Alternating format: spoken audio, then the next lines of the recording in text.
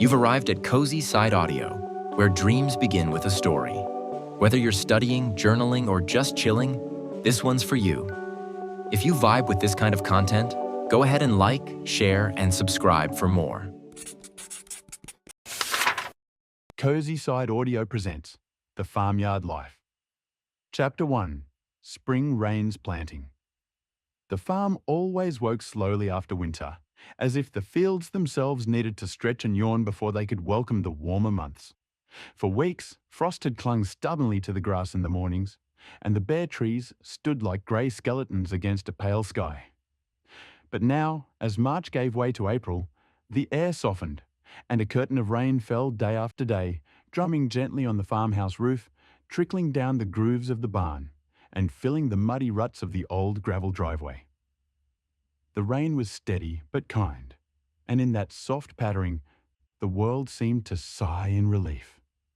The ground, hardened from months of frost, finally drank deeply, darkening to a rich brown. Little rivulets ran along the edges of the pasture, weaving their way to the creek that curved lazily behind the barn. From her perch in the hayloft, Clover, the barn cat, watched it all with calm amber eyes. She was a sleek tabby with a white chin and a tail that flicked like a metronome whenever she was deep in thought, which was most of the time. Clover was not a barn cat who hunted much. She preferred to observe. Her favourite spot was the highest window in the loft, a dusty square of glass through which she had a perfect view of the entire farm. From there she saw everything: the fields, the chicken coop, the farmhouse porch where boots lined up like sleepy soldiers, and the wide gravel road that led away, curling over a distant hill. The rain did not bother Clover. In fact, she loved it. The steady rhythm on the tin roof was her lullaby, and she often dozed with her head tucked under a paw while the storm went about its business. Today, though, she stayed awake, tail curling around her paws as she observed the farmer at work. The man trudged through the fields in his faded overalls, a hood pulled over his head. His boots squelched in the mud, but he didn't seem to mind. He carried a sack slung over one shoulder, and with every few steps he stooped to scatter seeds into the wet furrows. Clover's sharp eyes followed him, curious about the importance of this ritual. She knew planting season came every year. She had been born on this farm after all, and had spent many springs watching the farmer toil under gloomy skies. But even after 5 years, she didn't quite understand why humans buried their food in the ground before it grew. The barn behind her was quiet. The horses stood in their stalls, shifting lazily from hoof to hoof, their breath misting in the cool air. A pair of goats huddled together on a bed of straw, muttering softly to each other, their narrow eyes half closed. The cows were outside, wandering the far pasture, their shaggy winter coats slick with rain. The whole farm seemed to hum with a sleepy kind of anticipation, as though it knew something was coming. A soft meow escaped Clover's throat, and she rose to stretch, arching her back until every muscle rippled under her striped fur. The hayloft smelled sweet and musty, full of the scents of old straw, grain sacks, and the faint musk of mice. She pattered down the wooden steps, careful not to slip on the damp planks, and paused at the barn door, which stood open just enough for her to slip through. Outside, the rain was gentle, soaking her whiskers and dampening her fur, but she didn't mind. She leapt lightly down to the muddy ground and wound her way toward the fields. The farm looked lonelier than usual. The wide expanse of land stretched in every direction, bordered by sagging wooden fences and clumps of still bare trees. The nearest neighbour was nearly 2 miles down the winding road, and their farmhouse was barely visible even on a clear day. The farmer liked his solitude. Clover had heard him say so many times while tending the animals. But Clover didn't think the farm felt lonely. Not truly. There was too much life hidden in its corners. The rustle of birds in the hedgerows, the busy chatter of squirrels, the darting mice that lived under the floorboards. Even in winter, when snow buried the fields and the sky turned grey for weeks on end, the farm was alive. And now, with the rain bringing warmth, that life was stirring again. Clover trotted along the fence line. ears swiveling at the distant caws of crows perched like sentinels on the power lines. The farmer was still out there, a small figure hunched against the mist. He had traded his sack for a wooden crate filled with young seedlings. Clover watched as he knelt, pressing each plant gently into the soil. His hands were rough and calloused, but he handled the seedlings with surprising tenderness. "Careful now," Clover imagined him saying in that deep, steady voice she knew well. "You've got a long way to grow yet." She flicked her tail and purred at the thought. Humans had their own kind of magic, Clover decided. They couldn't fly like birds or run like deer, but they could turn bare dirt into fields of gold. Back in the barn, the animals began to stir. Bramble, the old draft horse, stamped a hoof and snorted. He was a towering creature with a greying mane and eyes like pools of dark honey. He had pulled ploughs for many years, though now he was mostly retired, content to spend his days grazing in the pasture and watching over the younger animals. "Wet day," he rumbled, shaking his head so hard that bits of straw flew into the air. Mallow, the ewe, who was very round these days with her first lamb due any moment, raised her head from her bed of hay. "It's been raining for days," she bleated, her voice soft but tired. "Everything's soggy. My wool's going to smell like a swamp if this keeps up." Bramble chuckled, a deep sound that echoed through the barn. "Spring always comes wet, Mallow. You'll see. The grass will be sweeter for it." Clover slipped back into the barn just in time to hear this exchange, her ears twitching with amusement. The animals often spoke this way when humans weren't around, their voices low and calm, like old friends sharing secrets. Outside, the rain softened to a mist, and Clover climbed onto the fence post to survey the field. She could see small green shoots already breaking through the damp soil in patches, fragile and hopeful. The farmer paused in his work to straighten his back and wipe his brow, even though it was far too cool to be sweating. He looked around the field, his gaze lingering on the barn, the creek, and the distant hills beyond. Clover followed his gaze and thought, not for the first time, that humans always seemed to be searching for something. The day wore on, and the rain slowed to a drizzle. The animals grew restless, sensing the change in the weather. Rex, the sheepdog, trotted into the barn, shaking water from his thick black coat and scattering droplets in every direction. He gave a cheerful bark when he spotted Clover, and she flicked an ear in greeting. "Fields are muddy," Rex announced, as though this wasn't already obvious. "Farmer says it's good for the seeds." Clover leapt down from the fence and padded past him. "He's been out there all day. Doesn't he get tired of it?" Rex tilted his head, his tongue lolling. "He likes it. It's his work. He says every year is different. Some years are hard, some are easy, but planting always feels like starting over." Clover considered this as she licked a paw delicately. She wasn't much for starting over. She liked her routines: a nap in the hayloft, a prowl along the fence at dusk, a saucer of milk on the farmhouse porch. But she supposed humans were different. They seemed to crave change. As evening crept in, the rain clouds thinned, and the setting sun broke through in glowing streaks of gold and pink. The wet fields glimmered like a mirror, reflecting the sky's colours. Clover perched herself on the farmhouse porch railing and watched as the farmer finally trudged back from the fields, boots heavy with mud. His shoulders sagged with exhaustion, but there was a small, satisfied smile on his weathered face. He paused to scratch Rex behind the ears and glanced toward the barn, where Bramble stuck his head out of the window to watch him. "Good day's work," the farmer murmured. "We'll see how she grows." The words were not meant for Clover, but she heard them all the same. She purred softly, curling her tail around herself as the first stars winked overhead. The night was quiet, except for the gentle drip of rainwater from the eaves. Inside the barn, the animals settled in for the night. Mallow curled herself protectively around her swollen belly, humming softly to her unborn lamb. Bramble lowered his great head and dozed, his breath slow and steady. The goats huddled together, murmuring in their sleep. Even the restless chickens, who always seemed to find something to cluck about, had gone still. The farm, drenched and tired, seemed to sigh with contentment. Tomorrow would bring more work, more planting, more mud, more rain. But for now, there was peace. And Clover, curled up on the porch with her paws tucked under her chest, closed her amber eyes and listened to the soft rhythm of spring settling in. Chapter 2. New Lambs Are Born. The barn was unusually warm that morning, though outside a pale mist clung to the fields, turning every fence post and tree branch into something soft and ghostly. The sun hadn't yet burned through the fog, and the farm seemed caught between dream and waking.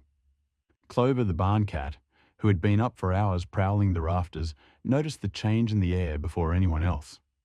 It wasn't just warm, it was expectant, like a held breath before a song begins. Down below, nestled in a corner of the sheep pen, Mallow the ewe shifted her weight with a soft grunt. She had been restless all night, pawing at the straw and bleating softly to herself.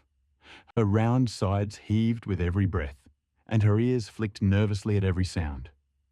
Clover watched with interest from her perch. She'd seen lambs born before, tiny creatures arriving on unsteady legs, wobbling like reeds in a breeze, but the anticipation of it never grew old. Rex, the sheepdog, sat at the gate of the pen, his sharp brown eyes fixed on Mallow. He was unusually serious this morning, tail lying still at his side. "It's close," he whispered to Clover, his voice low so as not to startle the ewe. "I know," Clover purred, her eyes glowing in the dim light.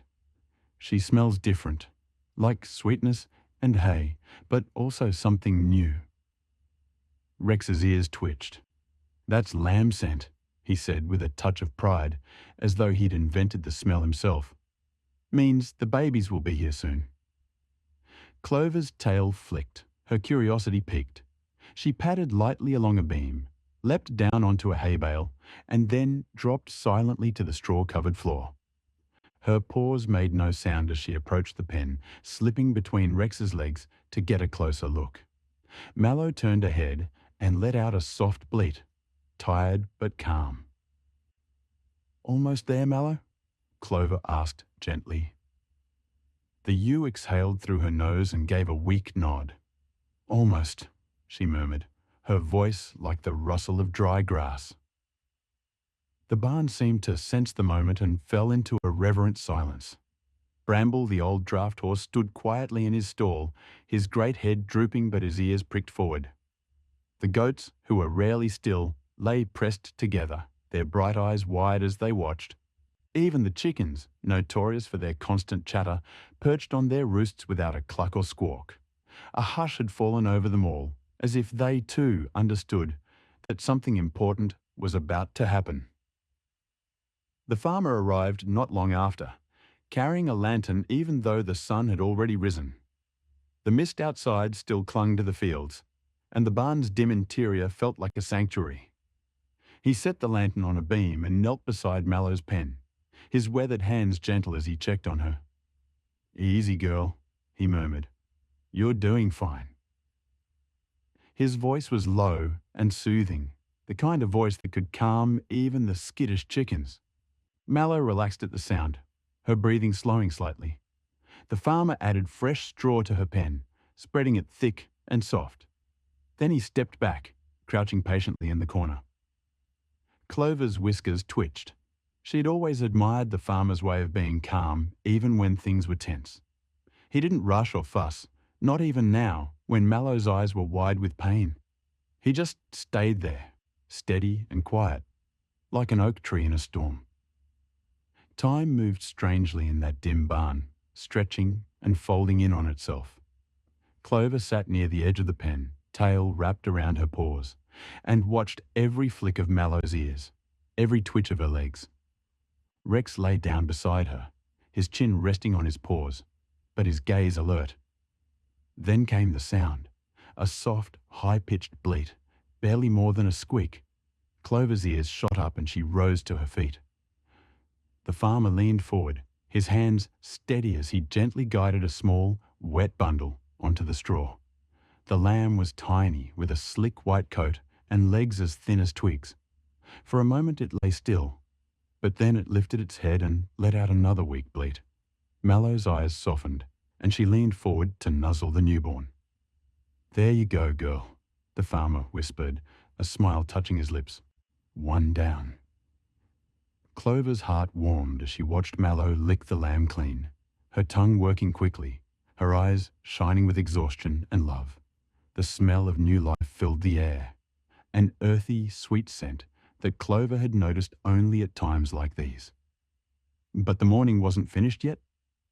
Another wave of contractions racked Mallow's body, and she shifted uncomfortably. The farmer crouched again, ready to help. Minutes later, a second lamb joined the first, smaller but just as lively. This one had a black patch over one eye, like a painted mask. Clover tilted her head, intrigued by the contrast between the siblings. The farmer chuckled softly. "Two healthy babes," he said, patting Mallow's side. "Well done, girl." Rex wagged his tail for the first time that morning, letting out a soft, happy whine. The barn came alive with gentle murmurs. Bramble gave a deep, rumbling nicker from his stall, a congratulatory sound. One of the goats bleated softly, her voice warm. Even the chickens began to cluck quietly, as if gossiping about the new arrivals. Clover crept closer to the pen, her nose twitching as she sniffed the air. The lambs were beautiful in their fragility, their legs trembling as they attempted to stand. Clover's sharp eyes followed every wobbling movement, her tail swishing with fascination. "They're so small," she murmured. "Small now," Rex said with quiet pride. "But they'll grow fast. By summer, they'll be bounding around the pasture." Clover imagined it, the green fields dotted with lively lambs, their tiny hooves kicking up clumps of grass as they ran. The image warmed her heart.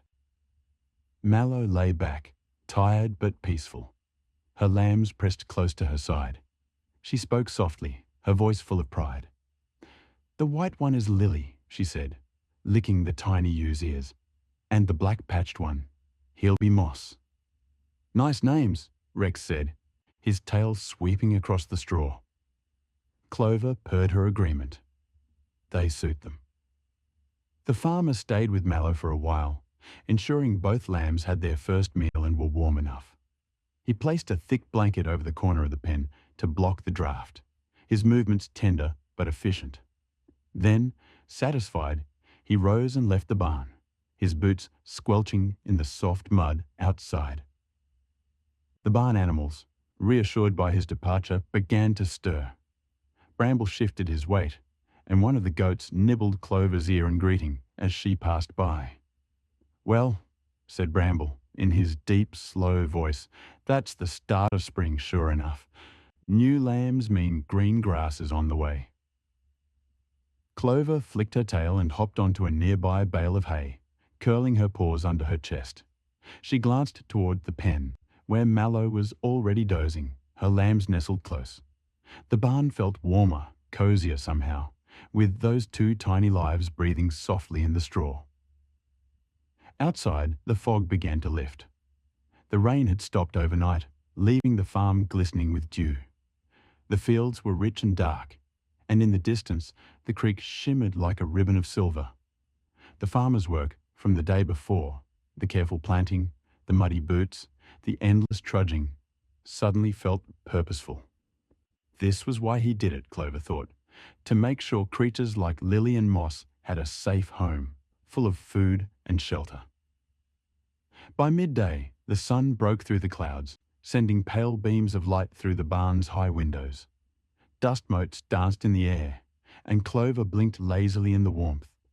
The lambs had already tried to stand, their skinny legs wobbling under them like saplings in a windstorm.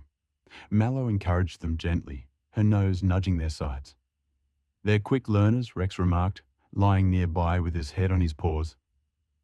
Clover stretched, flicking her tail. "They have to be," she replied. "Out there in the fields, being small means being careful." Rex snorted softly. Not here. Not on this farm. Here, being small just means you get more attention. Clover purred in amusement. He wasn't wrong. The farm was a sanctuary of sorts, remote and quiet, but full of safety and care. The animals knew it, even if they didn't always say so. The rest of the day passed in a haze of warmth and contentment. Clover dozed in the hayloft, waking every so often to check on Mallow and her lambs. By evening, Lily and Moss were both able to stand, teetering awkwardly on their thin legs, and Clover watched with a soft sense of pride as they tottered to their mother's side. As the sun dipped behind the hills, painting the sky in hues of rose and lavender, Clover padded out of the barn and perched on the fence post. She could see the farmer walking the fields again, checking the soil, his steps slow but steady. The air smelled of wet earth, straw, and something else. Hope, Clover decided, the kind of hope that comes only in spring, when everything is new and fragile but determined to grow. She flicked her tail, leapt down, and returned to the barn just as the first stars blinked in the evening sky. Inside, the barn glowed with warmth. Mallow lay with her lambs curled tightly against her belly, their soft breaths filling the air with a comforting rhythm. Clover curled up in her favourite corner, tucking her nose beneath her tail. The world felt safe tonight. Tomorrow would bring more changes, more life. But for now, the farm rested. Chapter 3. Chicks Hatch. Morning on the farm began with a racket as usual, but this particular morning was louder than most. The hens had been restless for days, and now their excitement spilled into a chorus of clucks, squawks, and triumphant cackling that could probably be heard from the far end of the gravel road. "Would you all keep it down?" Bramble the old draft horse grumbled from his stall. He lifted his massive head and gave a long, theatrical sigh, his breath stirring the straw at his feet. "Some of us are trying to enjoy a quiet morning." "You're just cranky because you don't have anything to do," one of the goats teased from a nearby pen, earning herself a flick of Bramble's tail. Clover, perched in her usual spot on a hay bale, flicked her ears toward the chicken coop. The sound of excitement drifting from that direction was unmistakable. She stretched lazily, arching her back, and leapt down to investigate. Outside, the air was bright and cool, full of the smell of fresh earth and damp grass. The rain of the past week had given way to clear skies, and the early morning sunlight gleamed on puddles scattered across the yard. Clover trotted across the muddy ground, her paws barely making a sound. The chicken coop stood near the edge of the barnyard, a little wooden structure with peeling white paint and a fence surrounding its run. It was always noisy here. Chickens, Clover had decided long ago, were incapable of keeping their voices down, but today the clamour had a frantic edge to it. She squeezed through a gap in the fence and padded toward the open doorway. Inside, the coop was a flurry of feathers and chatter. Hens bustled around, some perched on their nesting boxes, others scratching the straw-strewn floor. The air smelled of grain, feathers, and that sharp, distinct scent Clover associated with birds. At the centre of it all sat Goldie, a plump golden-feathered hen with a proud glint in her beady eyes. She was perched on a clutch of eggs, her feathers puffed up so much she looked twice her usual size. "Well, well," Clover purred as she slipped inside, careful not to startle anyone. "What's all the fuss about?" Goldie fluffed her feathers even further, giving Clover a suspicious look. "Fuss? This isn't fuss, it's celebration," she clucked importantly. "I've been sitting here for weeks, and now the big moment is here." As if on cue, a soft peep came from beneath her feathers. Clover's ears perked up and she crouched closer to get a better look. "Chicks?" she whispered, her tail flicking. Goldie puffed herself up so much that Clover half expected her to float away like a feathered balloon. "Yes, my babies are hatching today, and I will thank you to stay a respectful distance away, young lady. No paws near the nest." I wasn't going to touch them, Clover said mildly, though her golden eyes sparkled with amusement. She sat back on her haunches, curling her tail around her paws. Another peep, louder this time, was followed by a faint cracking sound. Goldie shifted slightly, revealing an egg with a tiny hole in it. A small, damp beak poked through, and Clover's whiskers twitched as she watched. One by one, the other hens gathered around, clucking encouragement like a chorus of proud aunts. "Push, dear," one hen squawked. "That's it, sweetheart," said another. The air filled with a flurry of clucks and coos, and Clover couldn't help but smile. Chickens, she decided, had a flair for drama. The egg cracked further, and within moments, a damp, scruffy chick tumbled out, flopping into the straw. Its feathers were wet and matted, sticking out in all directions. It peeped loudly, its voice surprisingly strong for something so tiny. "Oh, isn't she perfect?" Goldie crooned, her voice softening.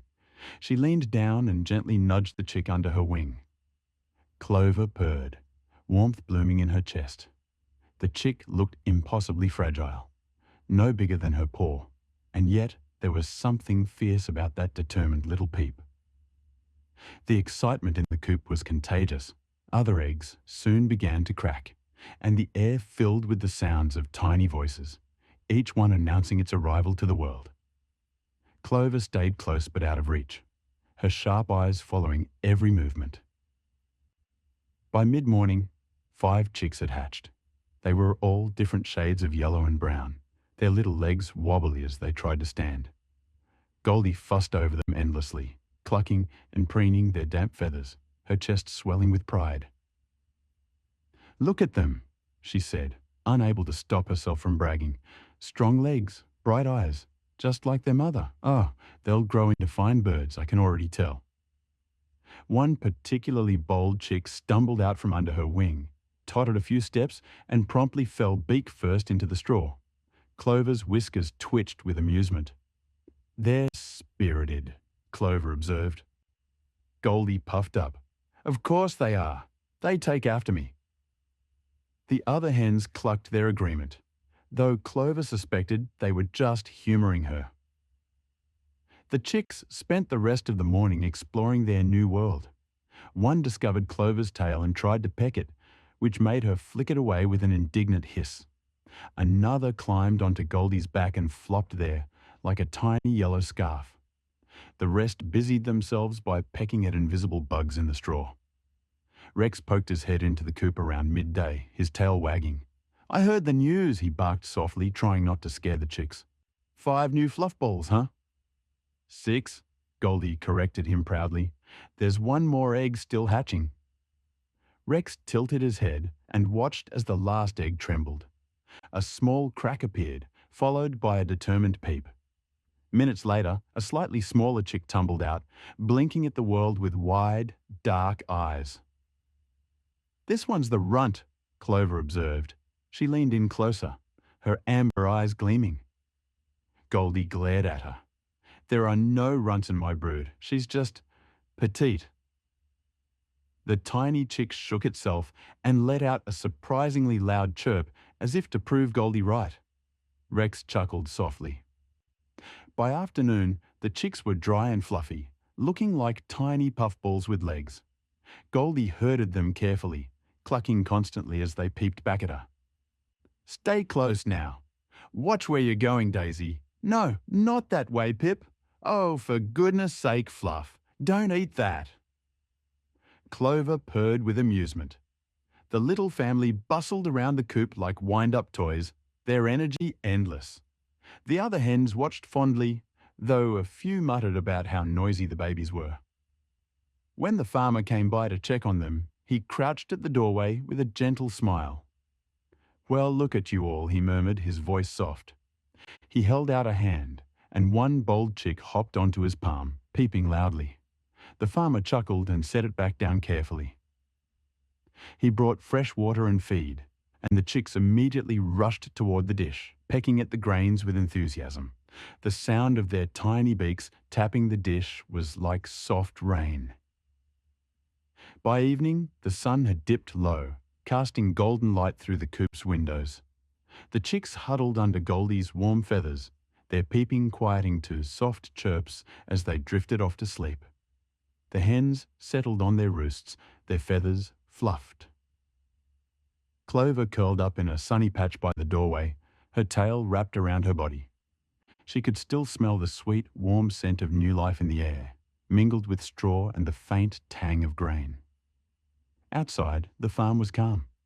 The lambs from yesterday's excitement were curled up in their pen, their soft bleats barely audible from here. The sky above was streaked with pink and lavender, and the air was cool with the promise of another clear day. "Not bad, huh?" Rex murmured as he trotted by. Clover flicked her tail. "Not bad at all." Goldie's voice drifted from her nesting box. "You two had better keep an eye out. You hear me? Foxes, hawks, raccoons. Everything wants a piece of these babies." "We'll watch," Rex said reassuringly, his tail wagging. Clover yawned. "No one's getting past us." The farm settled into evening stillness, but the warmth of the coop lingered. Clover purred softly to herself as she closed her eyes, feeling the soft vibrations of life all around her. The lambs, the chicks, the seedlings pushing up through dark soil. Spring was well and truly here, and the farm was coming alive with it. Chapter 4, Calves Explore. The first warmth of May spread like a soft quilt over the farm, and the air carried that rich sweetness of new grass and warming earth. Morning sunlight filtered through pale green leaves on the hedgerows, and the orchard trees just beyond the barn bloomed with delicate blossoms, petals drifting like snow in the mild breeze. In the wide pastures behind the weathered red barn, a group of calves tested their legs for the first time.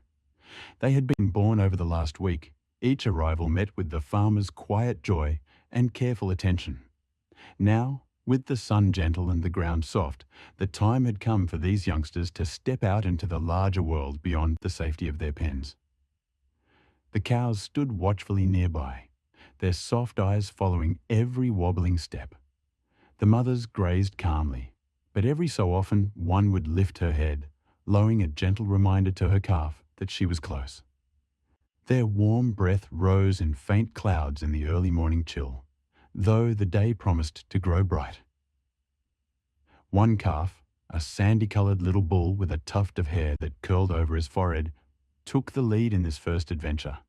His legs seemed too long for his body, yet he bounded forward with an unsteady confidence, his hooves sinking into the fresh grass. The sensation of soft earth and tiny flowers beneath him made him pause, nose twitching as he tried to take in every scent at once. The sweetness of clover, the earthy musk of the soil, the faint trace of dew evaporating in the sunlight. Nearby, another calf, darker and smaller, hesitated. She peeked out from behind her mother, wide eyes fixed on her brother's boldness. She took one cautious step, then another, startled by the feel of the ground that shifted slightly beneath her weight. She gave a small, surprised moo that earned a low, soothing hum from her mother. Slowly, the others began to join in, moving as a timid cluster into the pasture's open expanse. The dog, a black and white shepherd named Finn, lay at the edge of the field, tail sweeping the ground lazily as he kept watch. He had been a guardian of this farm for years, and he observed the calves' exploration with a mix of pride and patience. Every so often, one of the braver calves would approach him, sniffing at his fur, only to jump back in surprise when his tail flicked. Finn never barked or startled them. He simply waited, knowing they'd learn his scent and his presence soon enough. The farmer leaned on the fence nearby, hat tilted low to shield his eyes from the morning sun. His hands, roughened by years of tending crops and livestock, rested on the worn wooden rail. He watched his herd with the quiet satisfaction of someone who had witnessed this scene many times, but never grew tired of it. There was something sacred in watching young life take its first steps into the wider world. As the sun climbed higher, the calves' confidence grew. Their initial cautious steps turned into small leaps and playful gallops. They chased one another through the pasture, their clumsy movements turning graceful as instinct began to take over. The mothers followed at a steady pace, grazing while keeping their calves within sight, their soft rhythmic lowing carrying across the field like a lullaby. A breeze stirred, carrying the scent of wildflowers blooming in the nearby ditch, and the faint hum of bees working their way through the orchard blossoms. A flock of sparrows swooped overhead, chattering cheerfully, as if to welcome the new arrivals. Even the old barn seemed livelier today, its wooden beams creaking in the warming air, the swallows nesting in its rafters darting out to join the busy chorus of spring. One calf, the sandy one, seemed particularly enamored with exploration. He strayed farther than the rest, wandering to the edge of the pasture where the tall grass met a small brook. The water sparkled in the sunlight, moving lazily over smooth stones. He lowered his head and sniffed at the water, surprised by its cool, clean smell. He pawed at the muddy bank, splashing droplets into the air and onto his nose. The sensation made him sneeze, which startled him so much he bucked and dashed back toward the herd, his little tail flicking in excitement. The other calves followed his lead soon enough, curiosity overtaking their shyness. One discovered a patch of daisies and tried to eat them. Another chased a butterfly, stumbling over his own legs in the attempt. The pasture filled with soft bleats and playful movement, a lively contrast to the slow, steady rhythm of their mothers grazing nearby. Finn rose from his spot at last, trotting a wide circle around the calves. His presence nudged them gently back toward the safety of the herd. The calves didn't notice his guiding influence, but they followed his movement instinctively, their small adventures always looping them back toward their mothers. The farmer gave a small nod of approval before heading back to the barn, confident that Finn would keep order as the calves explored. By midday, the sun was warm enough to cast a shimmer over the fields, and the calves began to tire. One by one, they settled into the grass, curling up beside their mothers. The cows stood protectively over their resting young, swishing their tails lazily, chewing cud as if this peaceful cycle had always been and always would be. From his spot by the fence, the farmer took one last look at his animals before heading back to his work. There was planting still to be done, fences to be checked, and tools to be sharpened. But for now, the pasture was calm, filled with the soft sounds of animals at rest. The sandy calf, now drowsy, pressed his head against his mother's side, lulled by her steady breathing and the warmth of the sun. The world, vast and exciting only hours ago, now felt safe and close. The gentle buzz of bees and the distant creak of the barn were a lullaby of their own, and he drifted into his first nap beneath the open sky.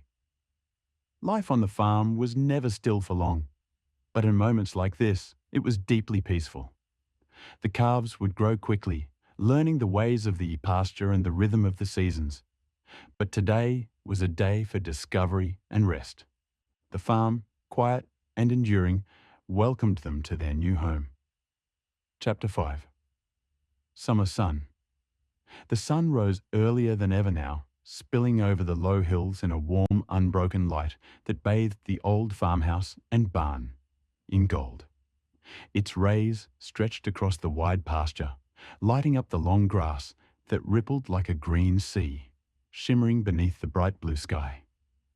Summer had taken hold of the farm, and its presence could be felt in every sigh of wind, every hum of cicadas, every glint of the dew that vanished minutes after sunrise. To the animals, this was a time of leisure, though each of them greeted the heat in their own way.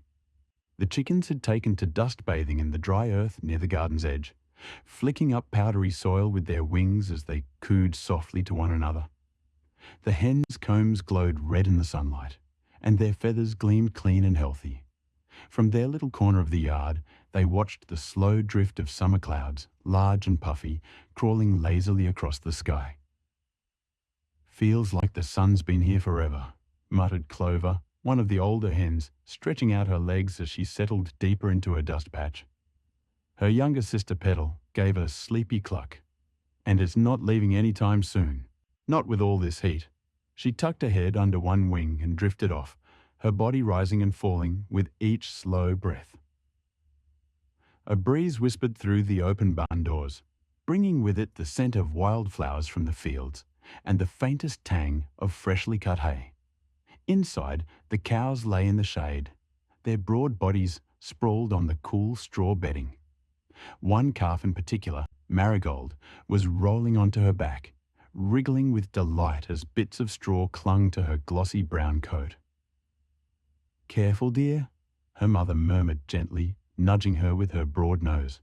"You'll get straw all over yourself again." Marigold only gave a soft moo and bounded back to her feet, full of youthful energy that seemed impervious to the heavy heat. She trotted toward the barn door, nose twitching as she sniffed at the sunlight pouring in. Beyond the pasture, she could see the orchard trees, their leaves glossy and green, and further still, the shimmering stretch of a little creek that wound through the back edge of the farm. The sheep, meanwhile, had claimed their favourite shady patch under an old oak. Their wool had been freshly sheared weeks ago, and they grazed contentedly, relieved of their heavy coats. Daisy, the smallest lamb from the spring, bounded through the tall grass, her thin legs a blur of movement. She startled a butterfly, which danced in the air before floating lazily away. "You'll wear yourself out, little one," bleated her mother, Lilac. But Daisy didn't stop. She was in love with the endlessness of summer, the way every field seemed to go on forever, the way every hour felt like a gift of time. From atop the wooden fence post, Barnaby the farm cat surveyed the scene with lazy satisfaction. His fur was sleek from the warmth, and he stretched luxuriously, blinking in the sunlight. He wasn't much of a hunter in this heat. The mice and voles were too clever now, hiding from the oppressive sun. Instead, he was content to nap, eat, and nap again. "Far too hot for any work," Barnaby muttered as he hopped down, landing softly in the grass. He padded toward the porch, where a shady spot awaited him, curling himself up with his tail over his nose. Life slowed to a summer rhythm on the farm. The days were long and easy, filled with the drone of insects and the soft rustle of leaves. Even the wind seemed gentler now, carrying the scent of honeysuckle from the hedgerows and the faint metallic tang of warm soil. But there was one creature who refused to let summer's heaviness slow him down. Scout, the border collie, whose boundless energy drove him to race along the fence line, tongue lolling, eyes bright. The sheep barely paid him any mind. They were too accustomed to his antics. He barked once, a sharp note of joy, before bounding up the slight hill near the barn, pausing to watch over everything. "This is my farm," he seemed to say, chest puffed proudly. He loved every inch of it, from the dusty corners of the barn to the cool shade by the creek. And though summer's heat beat down on him, Scout would never admit defeat. He trotted down the slope, weaving through the tall grass, ears perked for anything that might need his attention. By midday, the sun had climbed high into the sky, casting the land in a bright glare. The chickens retreated to the cool shade beneath the barn overhang, clucking softly as they preened their feathers. The cows dozed, tails swishing lazily to keep away flies. Even Daisy had slowed down, curling against her mother's side in the shadow of the oak tree. The farmer's footsteps crunched softly on the gravel path as he made his way across the yard, a broad-brimmed hat shielding his weathered face. He moved from animal to animal, checking water troughs and tossing handfuls of feed, his gentle presence reassuring them all. His clothes smelled faintly of hay and sunshine, and though he rarely spoke, the animals knew his rhythm. When the afternoon came, a soft haze settled over the farm. The sky deepened into a softer blue, and the hum of cicadas swelled like a chorus. The scent of cut grass lingered, mingling with the faint perfume of wildflowers from the fields. The animals settled deeper into their peaceful routines. Marigold dozed near the barn door, her small body rising and falling in steady rhythm. Barnaby snored softly on the porch railing. Clover and Petal, their dust bath long forgotten, had nestled themselves against the barn wall, content in their sleepy companionship. It was a time of contentment, of stillness. As the day stretched on, the sun began to sink low, its golden light softening to orange. Long shadows stretched across the yard, and the air cooled just enough to stir the animals from their dozing. Scout perked his ears, lifting his head as the farmer rattled a bucket, calling softly for the animals to come in for the evening. The sheep moved in a gentle wave toward the barn, Daisy skipping beside her mother, her bleats soft and happy. The cows followed, slow and steady, their large bodies swaying with each step. The chickens clucked as they filed into their coop, feathers rustling. Nightfall arrived slowly, painting the sky in streaks of pink and purple before deepening into velvety darkness. Fireflies began to flicker near the hedges, tiny lanterns glowing and fading in the humid summer air. The animals settled in for the night, their breaths filling the barn with a soft, comforting rhythm. Barnaby curled into his favourite nook in the hayloft. Scout took his spot by the barn door, ever watchful even as his eyes drooped. Daisy nuzzled close to her mother, warm and safe. The farm slept peacefully beneath the summer sky, bathed in moonlight and stars. It was a night like so many others, quiet, gentle, and whole. The land rested, content under the watchful gaze of the heavens. And though the summer sun would rise again tomorrow, blazing hot and bright, the animals knew they would meet it together, as they always had. Chapter 6. The dog guards the fields. The dog rose before the sun, as he always did. The first blush of dawn hadn't yet coloured the sky, but the quiet pulse of the farm already called him awake. His name was Bramble, a stocky, broad-chested sheepdog with a coat mottled like storm clouds, and eyes that seemed too sharp to ever truly close. He had lived on this farm longer than any of the animals who now shared its fields, longer even than the farmer's youngest boy, who sometimes chased him with clumsy affection. Bramble was not a pet, he was a sentinel, and every morning he circled the borders of his kingdom, ensuring peace had survived the night. The fields stretched wide and endless, their summer grasses brushing his sides as he wove through them. The wheat swayed softly, already heavy with promise, and rows of corn arched proudly toward the sun's future warmth. The barns, painted red but weathered to a soft rose hue, stood silent and sure, like guardians themselves. Bramble knew every scent on this land, every shift in the wind, every change in the rhythm of its heartbeat. Down near the creek, a family of deer often paused to drink, their soft hooves leaving no mark on the dry earth. Bramble smelled them before he saw them, their sweet grassy scent mingling with the murk of the water. He didn't chase them, they were not a threat, and besides, he rather admired their silent dignity. They flicked their ears when they spotted him, but he only wagged his tail once in acknowledgement, padding on. His job was not to harass but to protect, and the deer understood this. Behind him, the barn began to stir. A rooster's call split the morning air like a trumpet, declaring the day's arrival with his usual flair. Hens clucked and murmured as they hopped from their perches, scattering like seed spilled from a careless hand. Bramble turned his head slightly at the sound, ears swiveling, but he did not stop his patrol. The chickens were safe for now, as they always were under his watchful eye. He remembered when he had first come to the farm, years ago, a gangly pup brought home in a burlap sack that smelled of hay and strange hands. He had been restless then, chasing everything with a wild joy that only a puppy could possess. It was the sheep who had taught him patience, their calm gazes softening his wild instincts. The farmer had guided him too, with steady whistles and a voice like gravel warmed by sun.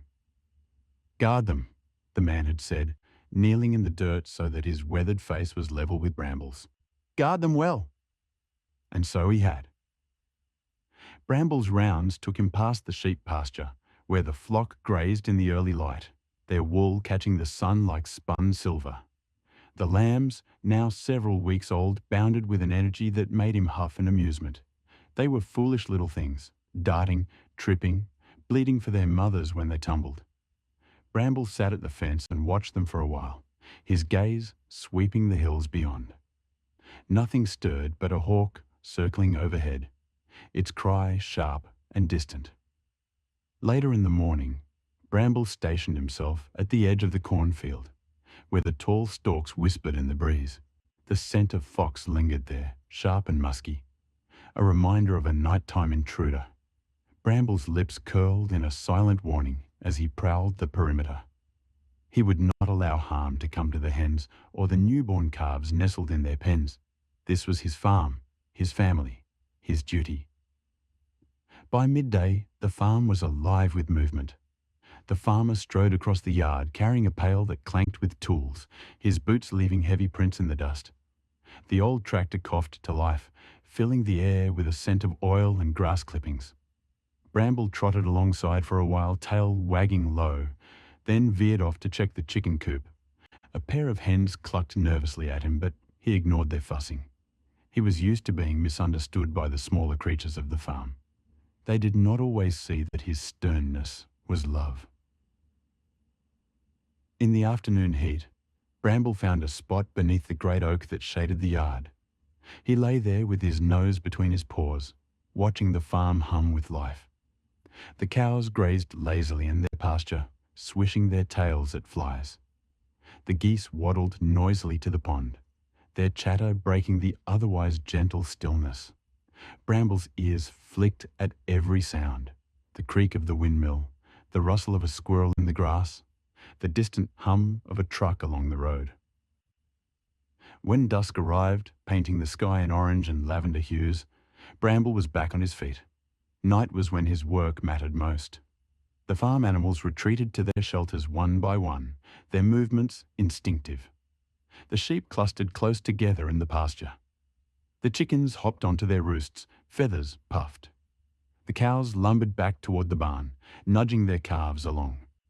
Bramble padded silently between them, ushering stragglers with a firm stare. Once all was still, he sat at the highest hill and scanned the fields. His sharp eyes glinted in the moonlight. A coyote's howl rose from beyond the far fence, long and lonely. Bramble stood, his hackles lifting, and gave a low, steady bark in reply, a warning carried on the cool breeze. He stayed there until the night quieted, until the stars stretched fully across the sky like pinpricks in a great velvet curtain. Only then did Bramble settle down, curling himself into a tight ball, tail over nose. Sleep came lightly, for even in dreams he listened. The farm was safe. It was always safe under his watch. Chapter 7.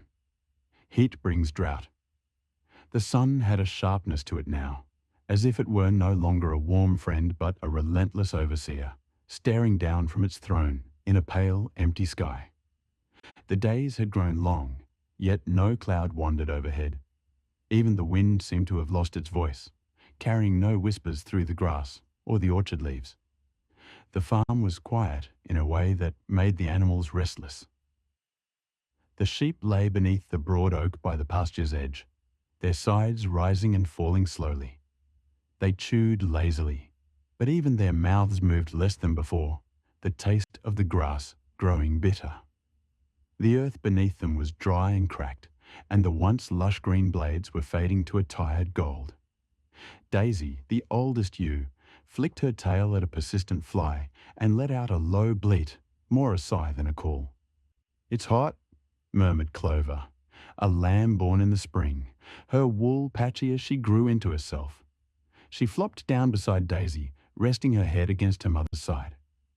"It's summer," Daisy replied, patient and steady. "It's meant to be hot." "But not this hot," Clover said, panting softly. From the fence post above, a crow let out a harsh caw. "Hot enough to make the earth thirsty," it croaked. "Not a drop of rain for days now." The crow spread its wings, fanning itself in the still air before hopping higher on the post to get a better view. "The river's shrinking." In the barn, the animals were feeling it too. The cows gathered in the shade of the open doorway. their sides streaked with dried sweat and dust. Bess, the matron of the herd, stood nearest the entrance, flicking her ears constantly at the flies. She looked out across the fields, where heat shimmered above the wheat like an invisible veil. "Grass is going," she said quietly to no one in particular. "Going?" repeated a calf, blinking his soft brown eyes. "Turning brown," Bess said, lowering her nose to nudge him gently. "Don't you worry, little one. There's hay enough for now." But she didn't sound convinced. The hens were restless in their coop, scratching at dusty earth that no longer gave way to worms.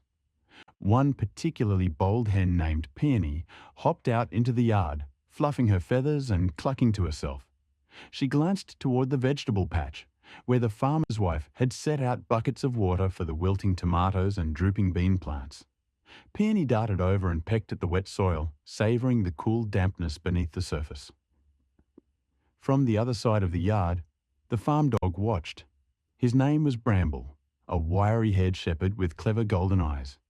He was lying under the porch, his head resting on his paws, panting softly. His gaze swept the yard with quiet vigilance, though there wasn't much to guard against these days. No fox would venture out into this blistering heat. Yet, even Bramble felt uneasy. The silence was heavy, almost unnatural. The bees hummed lazily over the last of the blooming clover, but even their song seemed slower, more laboured. The horses in the distant paddock stood head to tail in a circle, flicking at each other's flies, their heads drooping low. That night, the animals gathered close in the barn, seeking whatever comfort they could from one another. The farmer had filled their troughs to the brim, but the water tasted warm and stale, and the hay was dry and brittle. The cows chewed quietly, their tails swishing in slow rhythm. The chickens roosted silently, their feathers puffed, while the sheep curled together, little Clover squeezed between her mother and another ewe.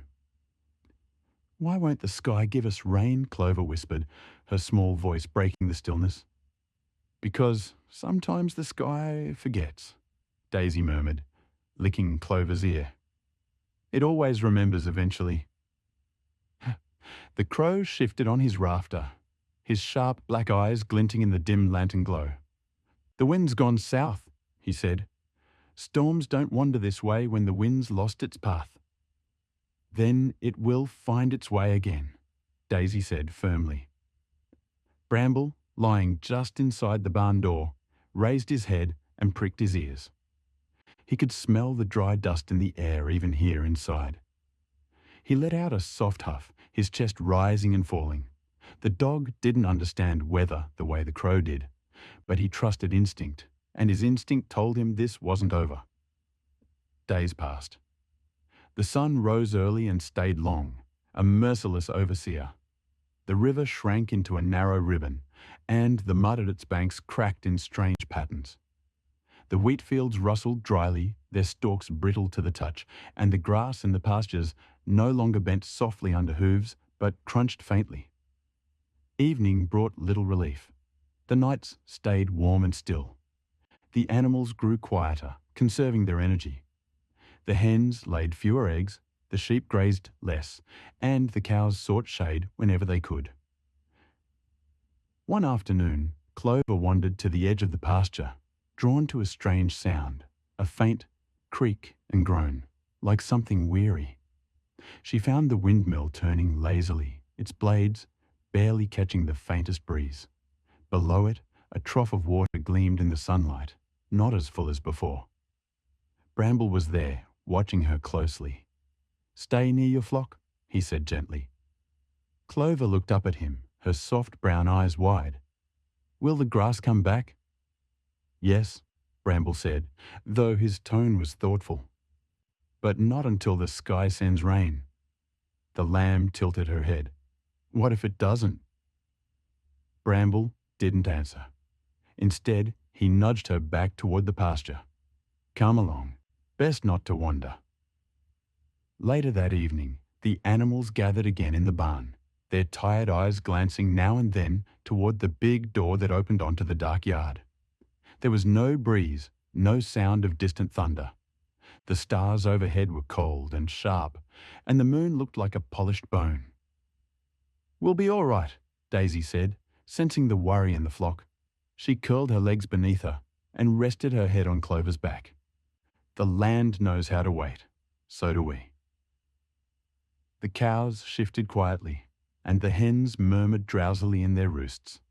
Even the crow tucked his beak beneath his wing. Bramble stayed awake a while longer, his ears pricked and alert, watching over them all. Somewhere in the distance, far beyond the farm, a faint wind began to stir, unnoticed by those who slept. The land, though parched, held its breath, waiting for the sky to remember. Chapter 8. The First Storm. The sky had been restless all day. From the moment dawn crept over the low hills, a strange heaviness settled over the farm. The air was thick, almost humming with something unspoken. The animals felt it before the humans did, long before the first rumble rolled in the distance. Out in the pasture, Clover? The cow flicked her ears uneasily, her tail swishing at invisible flies. She stood in the shade of the old oak tree, her large brown eyes scanning the horizon. The sky wasn't its usual clear blue. It was bruised with strange colours, deep purples and greyish greens swirling like an artist had smeared paint across a canvas. Nearby, the calves who had been so bold just days ago were oddly subdued. Juniper, the youngest, kept close to Clover's legs, nudging her side for comfort. The cows chewed their cud slower than usual, their ears twitching at every distant crack of sound. On the fence post, Tansy the barn swallow puffed her feathers and trilled anxiously to herself. She'd spent the morning flying low, swooping across the yard and fields in search of insects, but even the bugs had disappeared. "Too quiet," she muttered, to no one in particular, wings shivering as she preened nervously. "Too still. Too strange." The sheep sensed it too. Huddled together in a woolly clump, they bleated softly, noses to the wind. A smell was coming, a wet metallic tang that made them uneasy. Even Barley, the boldest of the lambs, stayed pressed against his mother's side. Then came the wind. It slithered in first, cool and sudden, rippling through the tall grass and sending a shiver through the farm. The hens in the yard clucked and scurried, feathers puffing as they darted toward their coop. Pip, the rooster, gave a sharp warning call, corralling them inside. From his post near the farmhouse, Bramble the sheepdog stood stiff-legged, his ears swivelling. He'd been restless all day, circling the yard and checking every gate, every fence. Now he barked once, sharp and urgent, a sound that echoed across the land like a bell. The sky cracked open. Lightning forked across the horizon, turning the fields white for a heartbeat. Then came the thunder, a roar so deep it seemed to rattle the earth beneath their hooves and paws. The sheep bleated in alarm and began to run, their instincts pulling them toward shelter. Clover let out a low, guttural moo, her way of summoning the calves, and together they lumbered toward the barn. The rain arrived in an instant. It wasn't a gentle drizzle or even a steady shower. It was a wall of water, a heavy downpour that hammered the tin roof of the barn like 1,000 drums. The animals crowded inside, huddling together for warmth. The sheep clustered near the hay bales, while Clover and the other cows stood shoulder to shoulder, the calves pressed between them. The chickens were already settled on their roosts, feathers fluffed, while Pip stalked below, clucking softly to reassure his flock. The barn was alive with sound, the constant thrumming of rain, the whistle of wind through cracks in the wood, and the occasional thunderclap that made even the bravest animals flinch. Bramble paced near the door, his fur slick with rain, growling softly at every burst of lightning as though he could chase it away. Juniper whimpered softly, tucking herself even closer to Clover's legs. The cow bent her head and gave a slow, reassuring lick along the calf's back. "Easy now," she murmured in that deep, rumbling way only cattle can. "We're safe here." Across the barn, A sudden gust of wind blew the door open, slamming it against the wall with a crack that sent the hens into a frenzy. Bramble lunged forward, teeth bared, barking furiously at the storm as if he could chase it away. With great effort, he shoved the door closed again and wedged himself against it, his body a barrier against the howling wind. Lightning lit up the barn in a ghostly glow, and for a moment, the animals fell silent. Even the storm seemed to pause.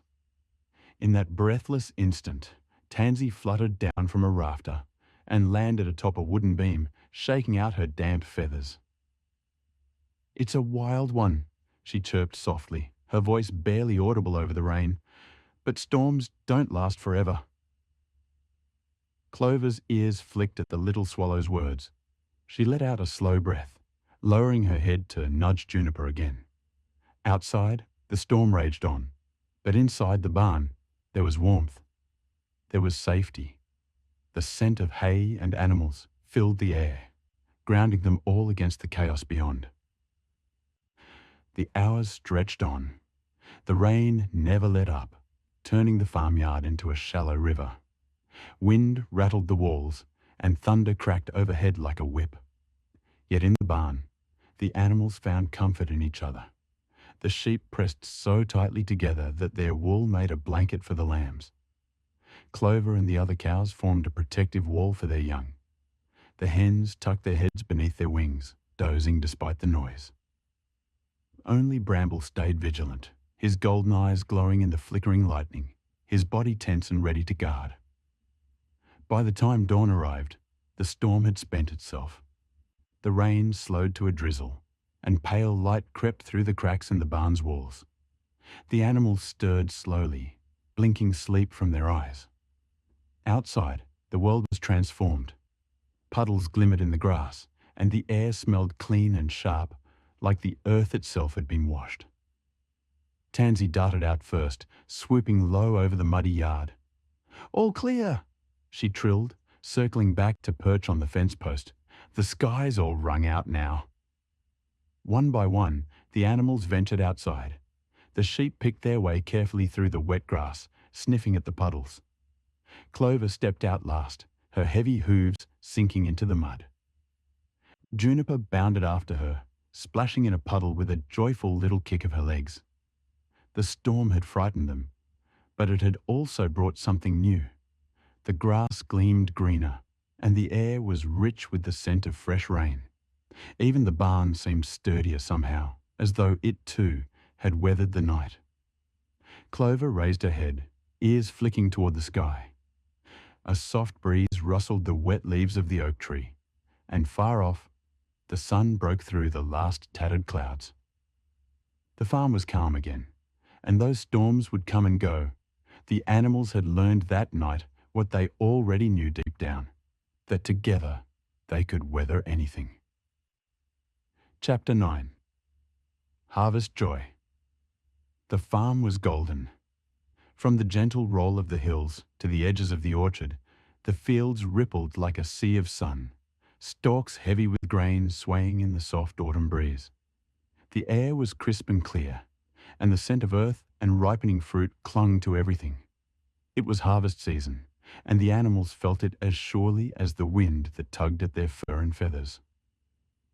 Clara, the milk cow with her soft brown eyes and calm nature, had taken to standing near the edge of the cornfield in the mornings, nose lifted high, breathing in the warm, sweet aroma of drying stalks. She shifted her weight from one sturdy hoof to another, tail flicking lazily. "It's nearly time," she murmured, voice slow and thoughtful, as though the earth itself spoke through her. On the fence nearby, Hattie the hen clucked softly, her feathers ruffling in the breeze. "Time for what?" she asked, tilting her head curiously. "Harvest," Clara replied with certainty. "I can feel it." Hattie's bright eyes scanned the land. She didn't need Clara's words to know the truth of it. Everything was ready, and everything smelled of endings.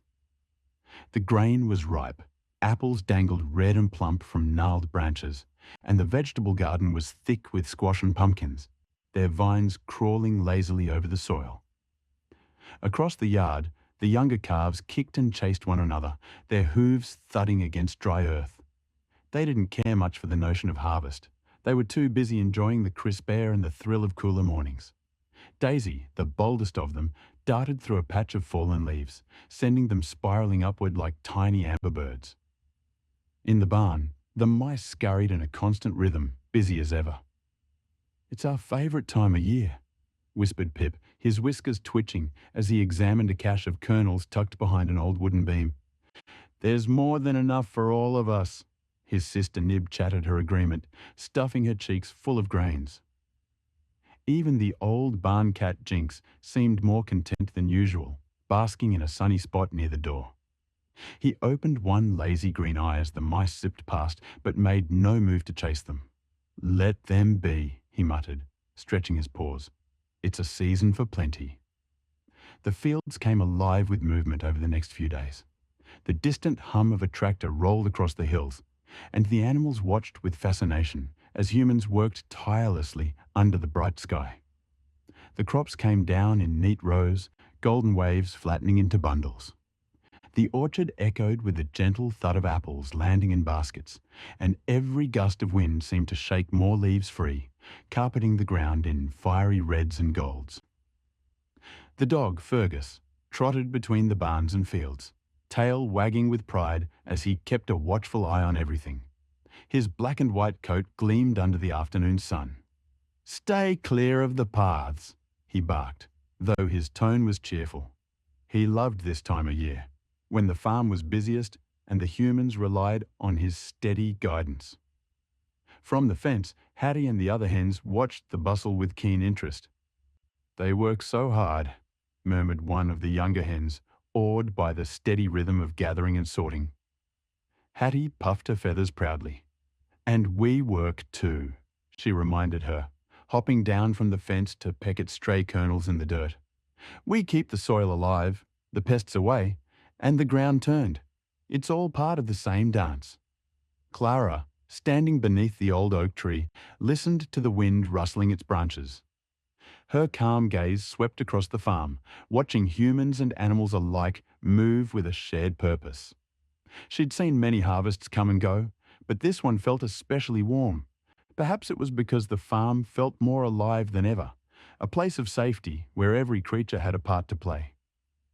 Even the pigs, who often lazed in the mud or napped under the apple trees, seemed to sense the celebration in the air. This morning, they'd stumbled upon a small pile of wind-fallen fruit, and their delighted squeals had echoed through the orchard. "Best harvest yet," one of them declared between bites, juice dripping down her snout. As the sun dipped lower in the sky, painting the world in soft oranges and purples, the animals gathered near the barn. The humans had finished for the day, and though their bodies were tired, they moved with a quiet satisfaction that warmed the animals' hearts. Fresh bales of hay were stacked neatly, corn cribs were full, and barrels of apples lined the walls of the shed. Fergus trotted to the centre of the yard, his tail wagging high. "Come, come," he barked. "Tonight is special." The animals followed, curious. Fergus led them to the barn, where a feast awaited, not one meant for humans, but for them. Buckets of fresh water, piles of hay, baskets of fallen apples, and troughs filled with grain created a spread unlike any other. The humans had left it as a quiet offering, a thank you of sorts. "Oh, how lovely," Clara said softly, stepping forward to sniff at the hay. She took a mouthful and chewed contentedly, her large eyes glowing in the lantern light that spilled from the barn's windows. The hens fluttered and clucked with excitement, pecking at the grain, while the pigs devoured their apples with delighted snorts. Even Jinx padded over, curling up atop a bale of straw to watch the merriment, purring softly. The calves bounded around the barnyard, their play echoing in the cool evening. Fergus barked once, sharp but joyful, and joined in, chasing them in circles until everyone was laughing, at least as much as animals can laugh. As night fell, a harvest moon rose over the farm, enormous and golden, casting a soft glow across the fields. It bathed the land in magic, turning the barn roof silver and lighting up every stalk and leaf. The animals eventually settled down, bellies full and hearts light. The younger ones huddled close to their elders, comforted by the warmth of bodies and the steady rhythm of breathing. Outside, crickets sang softly, and the gentle creak of the barn in the wind lulled them to sleep.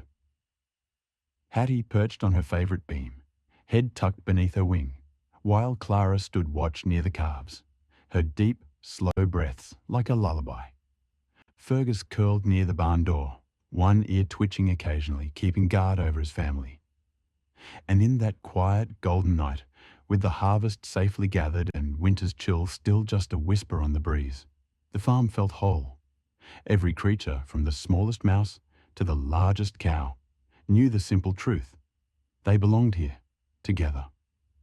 The land gave to them, and they gave back in return. It was a circle as old as time, and tonight, under the harvest moon, it felt perfect. Chapter 10. Autumn Leaves. The first leaf fell with a whisper. High up in the maples that bordered the dirt road, a crimson-tipped leaf trembled in a soft breeze, loosened its hold, and spiraled toward the ground. More followed in slow, graceful drifts, dancing lazily through the cooling air. The fields had already given up their bounty. The wheat was long cut, the pumpkins and squash collected, and the hay bales sat stacked like giant golden towers along the fence lines. The farm was no longer buzzing with the feverish work of harvest. It exhaled now, like a creature finally allowed to rest. For the animals, autumn was a season of both delight and curiosity. The scents that drifted through the air were rich and earthy. Damp soil, sweet rot from fallen apples, and the warm musk of hay drying in the barn loft. Even the barn cat, Calla, who usually lazed away entire afternoons in the same sunlit corner, found herself padding silently along the leaf-strewn path that led toward the pond, her tail flicking in playful swats at drifting leaves. Down in the pasture, the calves were bolder now, their summer wobbliness replaced by strong, confident steps. A calf named Lark bounded forward, delighted by the crunch of dry leaves beneath her hooves. She tossed her head, sending her short tuft of white hair flopping, and kicked up her heels, racing after the rustling leaves that skittered in the breeze. The other calves joined in, their playfulness echoing like laughter through the crisp air. Near the barn, Clover the ewe stood watch over her nearly grown lambs. They had outgrown their awkwardness, their wool thick and soft, ready for the coming cold. Clover lowered her head to nibble on the last of the green shoots, savouring the taste before frost claimed them. Her lambs darted around her, bounding off rocks and racing each other in small, looping sprints. Clover bleated softly, a reminder to stay close, though she knew they wouldn't wander far. None of the animals did in autumn. The sky seemed wider in this season, its blue deeper, its clouds slower. Overhead, V-shaped flocks of geese cut across it, their honks echoing faintly. The animals always paused at the sight, tilting their heads skyward. Some instinct stirred in them, though they would not follow. This was their home, and they would weather the seasons here. The old sheepdog, Bristle, patrolled the edges of the yard, his paws stirring fallen leaves into swirling eddies. He had always been vigilant, but autumn made him nostalgic. The scents in the wind carried memories. The way the grass had smelled in summers past, the warmth of the barn straw when he had been a pup. Now his muzzle was silver, his joints a little stiff, but his eyes still scanned the fence line with steady patience. In the orchard, a family of field mice scurried between fallen apples, collecting seeds and scraps for their winter nests. One small mouse dragged a dried apple stem 3 times his size through the grass, determined to make it part of his burrow. Calla, the barn cat, crouched nearby, watching with mild interest. But hunger didn't drive her this afternoon. The scent of autumn filled her senses, soothing her hunter's edge. She turned her head to chase a drifting leaf instead, pawing at it before curling up beneath the hollow of an apple tree. As the sun began to sink lower, staining the sky with shades of amber and rose, the farm seemed to hum with a soft, peaceful energy. The animals moved slower now, the calves settling near their mothers, the lambs curling against Clover's woolly side. The chickens clucked softly as they hopped onto their roosts in the coop, feathers puffed to ward off the cool air creeping in through the cracks. Even the restless geese waddled into their pen, their murmurs quiet as they tucked their beaks beneath their wings. Wind rustled through the trees, and leaves fell like confetti, blanketing the ground in a patchwork of orange, red, and gold. The farmyard's dirt paths became ribbons of colour, and every footstep, hoof step, paw step, was accompanied by a soft crunch. The animals didn't seem to mind the chill. They drew closer together, their warmth shared in instinctive camaraderie. In the barn loft, hay dust glittered in the last rays of sunlight. The scent of it wrapped around the animals like a blanket. Clover nudged her lambs closer, and Bristle settled himself in the doorway, his head resting on his paws as he watched the sky dim. Twilight came earlier now, each evening, a little shorter than the last. But autumn wasn't a season of sadness for the animals. It was gentle like a lullaby. The farm seemed to exhale all its busyness, sinking into a rhythm of rest and preparation. Even the pond, once alive with dragonflies and frogs, lay still and reflective, a perfect mirror for the blazing sunset. A gust of wind rattled the last apples clinging to the trees, and a few thumped softly to the ground. The field mice were quick to dart out and claim their prize, whiskers twitching as they worked. Above them, an owl hooted from the edge of the woods, her pale feathers glowing faintly in the gathering dusk. As night finally crept in, stars pricked the sky, clear and bright in the crisp autumn air. The barn filled with the gentle sounds of breathing, of shifting straw, of quiet rustles as animals settled into their places. A soft sense of togetherness wrapped around them all: lamb, calf, dog, cat, chicken, and mouse. The farm was ready for the deepening cold, but for now, autumn's colours glowed around them like a warm hearth fire. Outside, the leaves kept falling, drifting in slow spirals, carpeting the earth in a soft whisper that would carry them into winter's quiet.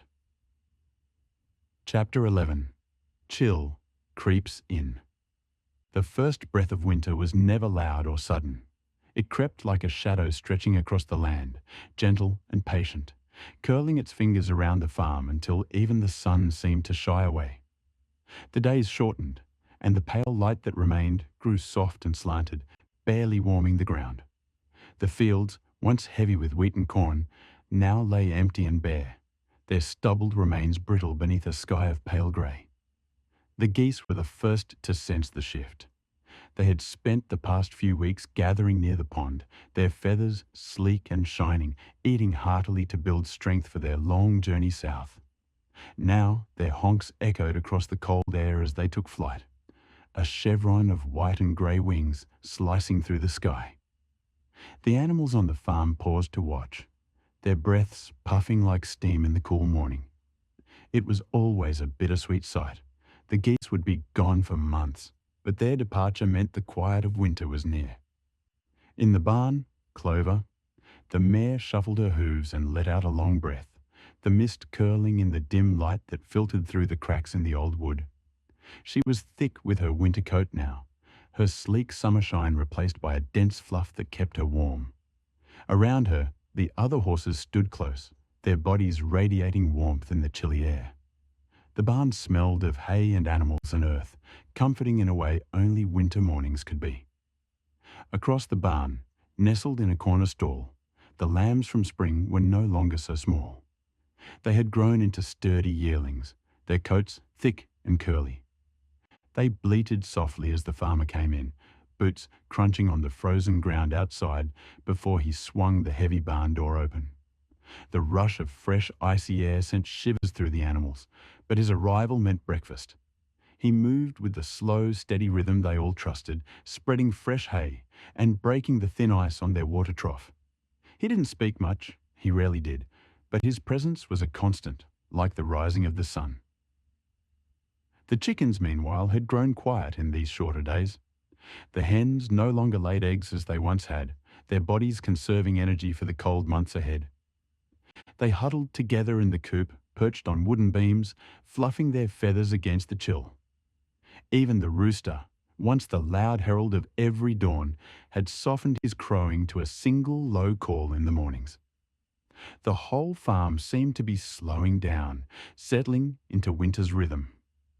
Outside, frost laced the edges of every fence post and blanketed the empty fields.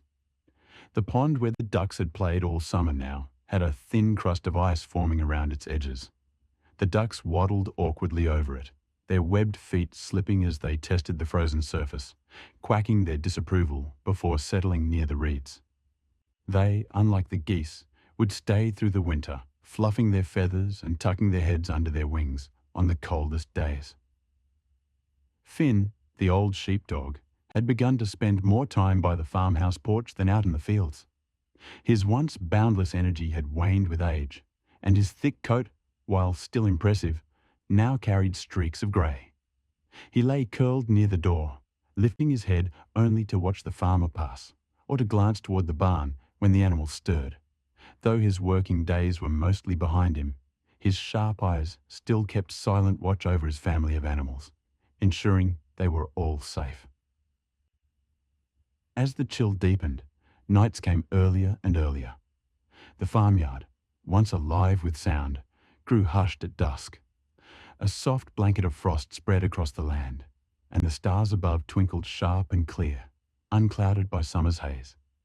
Inside the barn, the animals drew close together for warmth, their breathing filling the space with a gentle, rhythmic hum.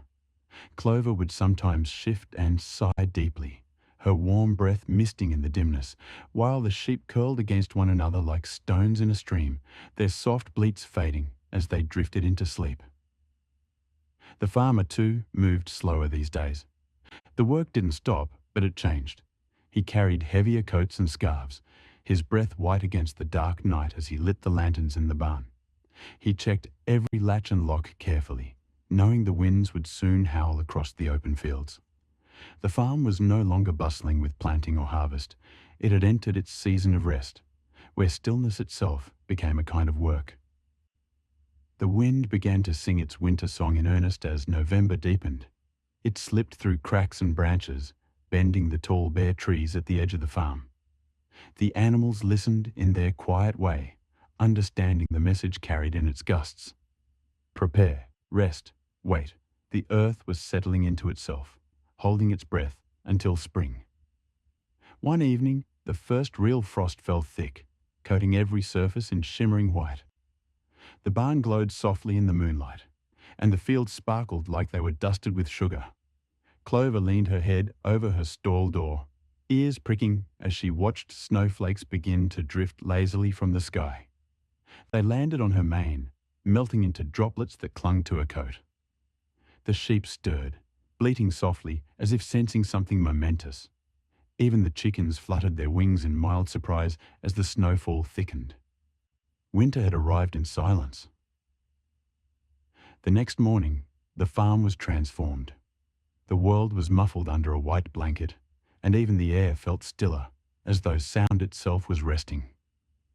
The farmer came trudging through the snow, his boots sinking deep, carrying hay bales and warm mash for the animals. They greeted him with quiet snorts and bleats, their breaths rising in clouds. He worked without hurry, taking his time to make sure each creature was warm and well fed.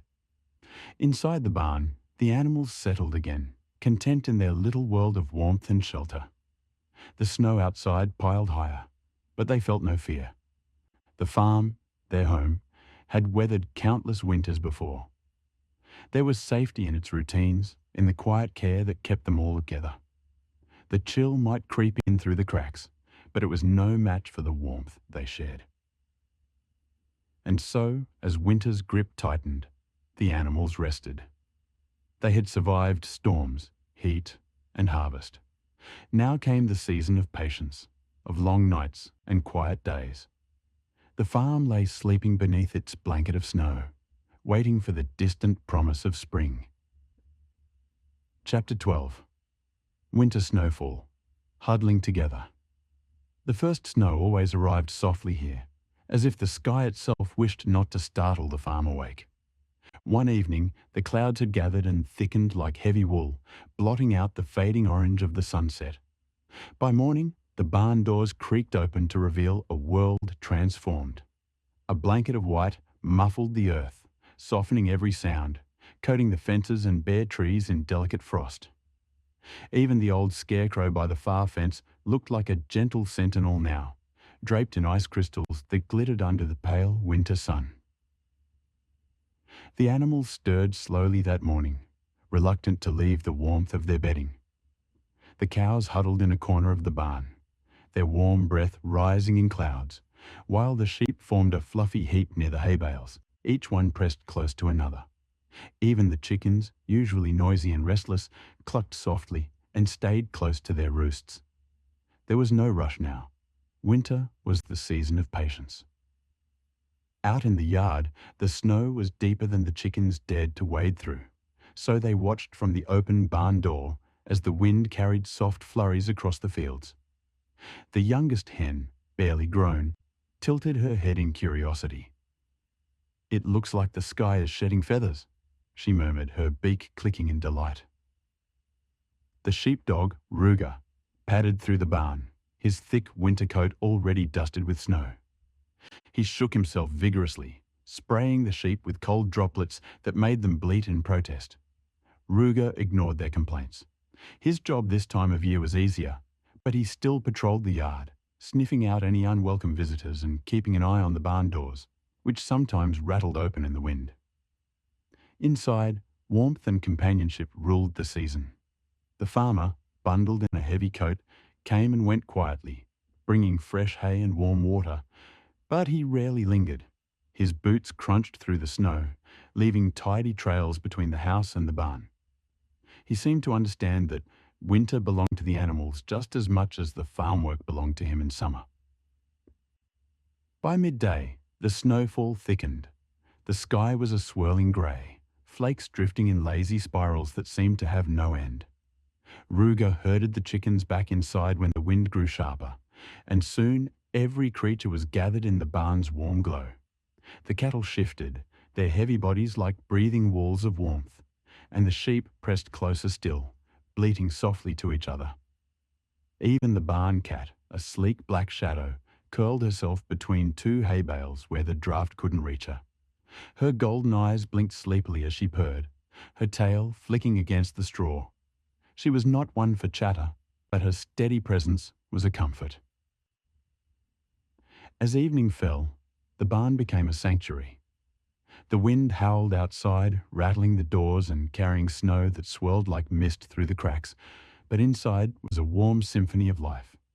The rhythmic chewing of hay, the soft clucking of hens, the occasional sigh of a resting cow. Lantern light flickered on wooden beams and cast long shadows across the animals' resting forms. The youngest calf, barely steady on his legs, nestled close to his mother's side, her breath warm against his ear. He had never seen snow before.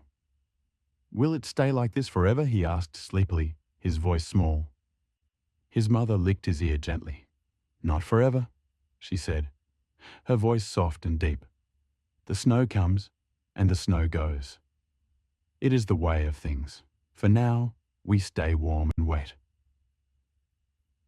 The calf gave a contented sigh, curling his legs beneath him and closing his eyes. Outside, the snowstorm grew heavier, but the barn stood solid and strong, a haven in the middle of the white-draped world. Over the next several days, time seemed to slow. The animals spent their hours resting, conserving energy. The chickens scratched lazily in the straw, and the sheep dozed with their noses tucked under their woolly coats. Ruger, ever vigilant, took brief patrols but preferred to lie near the barn door, his ears pricked for danger. In the rare moments of sunshine, the farm glittered like a jewel. Icicles hung from the eaves, long and sharp as crystal swords, and the snow sparkled as if sprinkled with sugar. The animals ventured out only briefly, their breath rising like smoke in the cold air. The sheep left neat trails in the snow as they followed each other in a single line, nibbling at the edges of hay piles left near the barn. One afternoon, a brave rooster hopped onto the snow-covered fence and crowed proudly. his voice ringing clear and sharp in the cold. The others laughed softly at his display, but it was a reminder that even in the stillness of winter, life pulsed on. As night fell again, the barn filled with warmth once more. The animals gathered tightly, their bodies forming a circle of comfort and safety. The snow outside whispered against the wooden walls, but inside, there was peace. A peace that came from knowing they were together. The black cat leapt gracefully onto a beam above, curling herself into a perfect circle. From her perch, she surveyed the scene below. Cows chewing contentedly, sheep huddled like a single woolly creature, chickens roosting shoulder to shoulder, and Ruger lying with his chin on his paws, half asleep but alert. The cat closed her eyes and purred softly. Winter had a way of bringing them all closer, reminding them of their shared home and the rhythms that bound them together.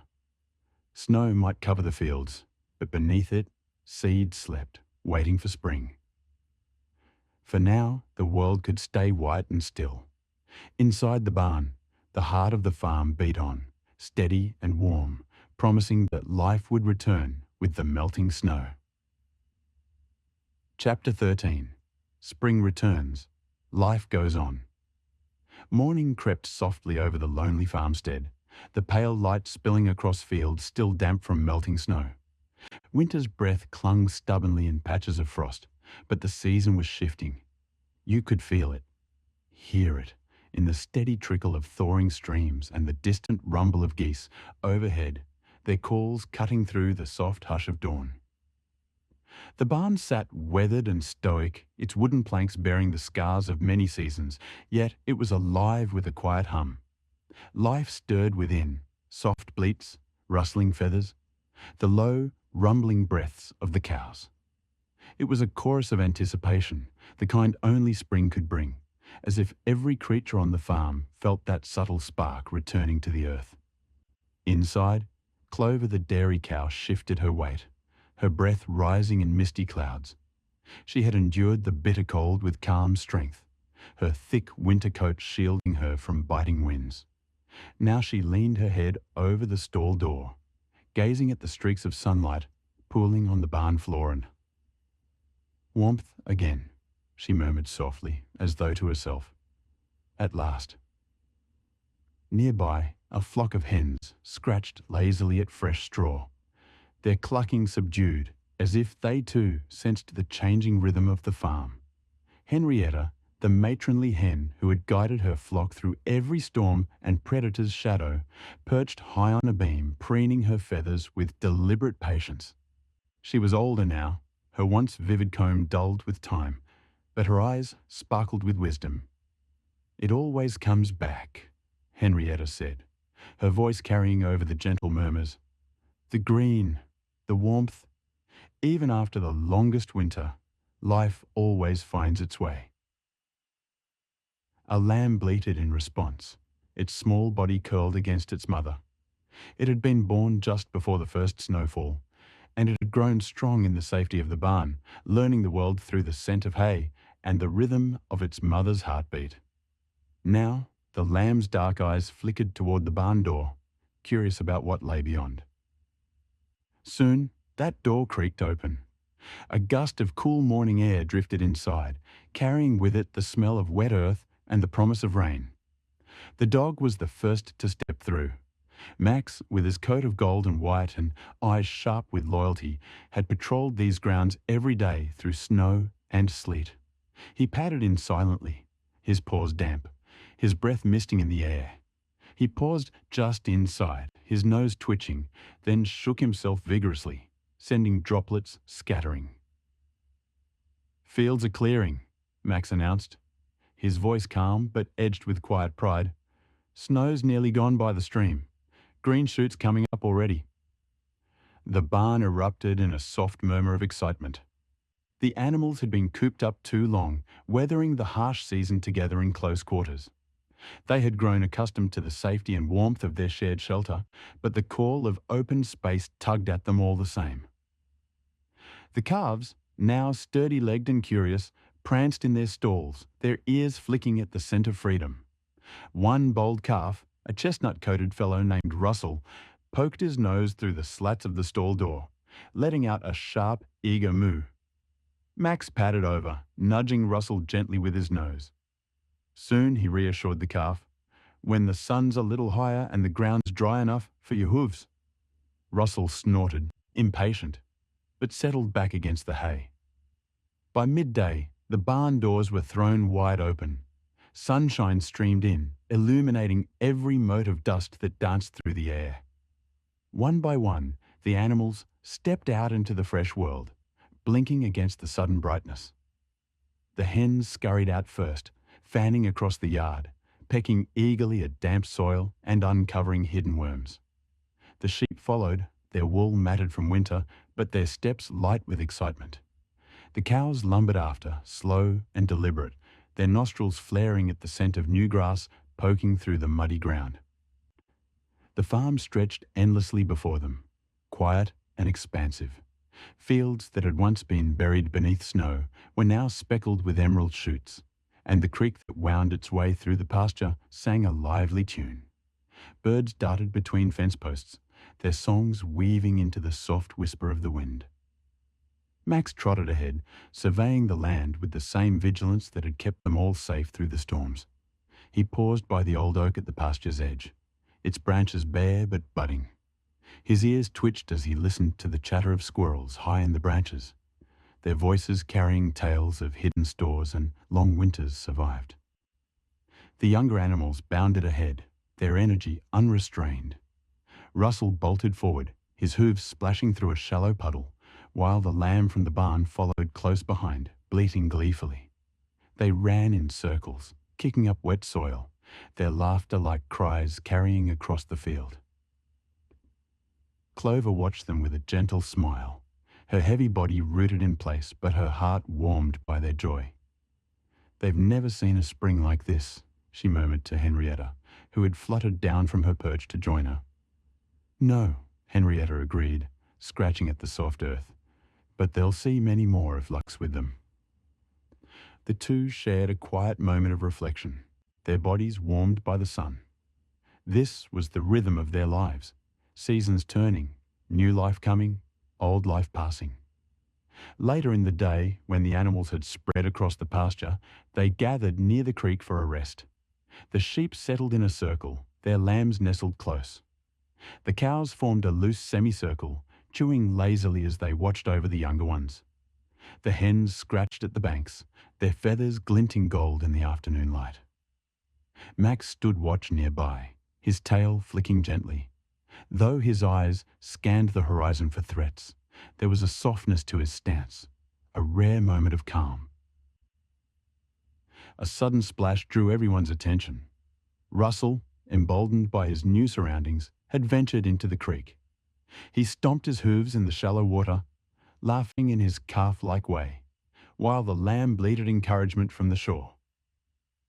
"Careful," Clover called, her deep voice carrying over the murmurs. "Don't wander too far." Max bounded over, leaping gracefully into the water to shepherd Russell back towards land. The calf protested, but Max nudged him gently, guiding him to safety. "You'll have plenty of time for mischief," the dog said with a patient grin, "but today is for learning the land." Russell huffed but followed obediently, his wet legs splattering mud as he ran back to the group. The lamb bleated happily and nuzzled him, and soon the two were racing again, their earlier scare forgotten. Henrietta shook her head from her perch on a nearby fence post.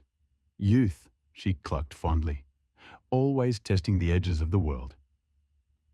As the sun began to set, painting the sky in streaks of lavender and gold, the animals made their way back to the barn.